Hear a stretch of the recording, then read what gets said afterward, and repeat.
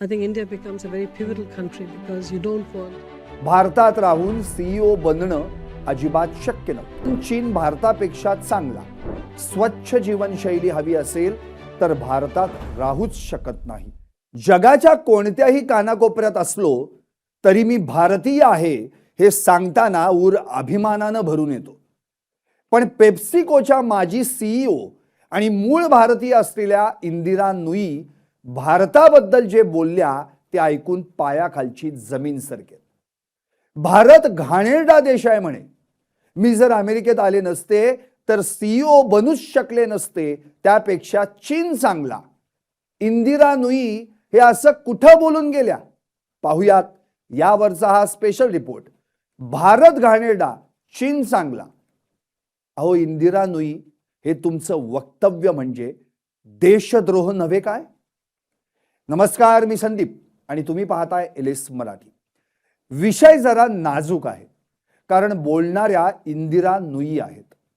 चेन्नईत जन्मलेल्या, IIM कोलकात्यातून शिकलेल्या आणि पेप्सिकोची सीईओ बनून जग जिंकणाऱ्या मराठी माणूस म्हणजे इंदिरा नुई.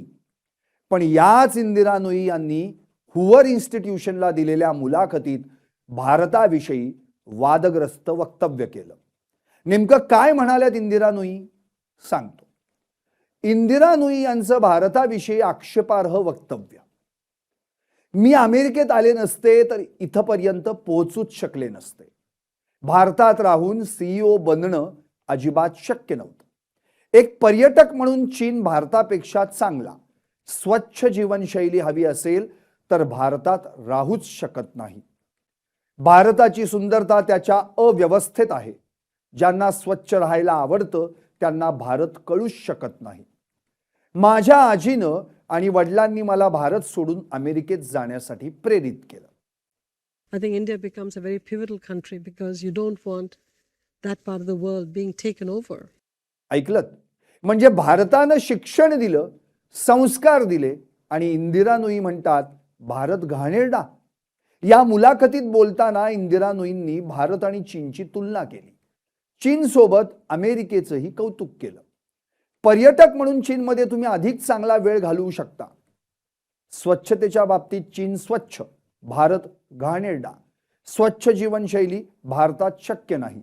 खिशात काहीही घेऊन न येता अमेरिकेत प्रतिष्ठित कंपनीची सीईओ बनले. असे जगातील कोणत्याच देशात होत नाही, भारतात तर अजिबात नाही, असंही त्या बोलून गेल्या. भारतातील महिलांचं स्थान यावरही त्यांनी भाष्य केलं. स्वातंत्र्यानंतर 7-8 वर्षांनी माझा जन्म झाला. त्यावेळी समाजात महिलांकडे कोणतीही मोठी ताकद नव्हती. जास्त करून महिला घरातच राहत असत. इंदिरा नुई, बस झालं. तुमचं खूप ऐकून घेतलं. आता तुम्हाला माझे काही सवाल आहेत, तेही ऐका. 1978 साली भारत सोडलेल्या इंदिरा नुई 2026च्या भारताबद्दल बोलतायत की 1970च्या भारताबद्दल? 1978चा भारत आणि 2026चा भारत वेगळा आहे. हे एका बड्या कंपनीच्या सीईओ राहिलेल्या इंदिरा नुई यांना कळू नये? आज एक महिला भारताची राष्ट्रपती आहे. आज एक महिला भारताची अर्थमंत्री आहे. कल्पना चावला, किरण मुजुमदार शॉ आणि दस्तूर खुद्द इंदिरा नुई तुम्ही स्वतः याच भारतातून घडल्या ना. ज्या देशात जन्म घेतलात, शिकला, सवरलात, मोठ्या झालात, त्याच देशाला घाणेरडा म्हणणं हा तुमचा कृतज्ञपणा आहे असं तुम्हाला वाटत नाही काय? ज्या देशाच्या पासपोर्टवर तुम्ही अमेरिकेत गेलात त्याच देशाला नाव ठेवणं हे तुम्हाला शोभतं काय?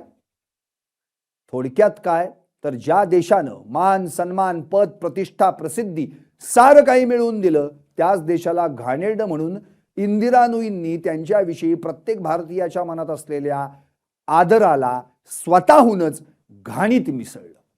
तुम्हाला काय वाटतं? व्हा व्यक्त आणि पाहत रहा LS मराठी.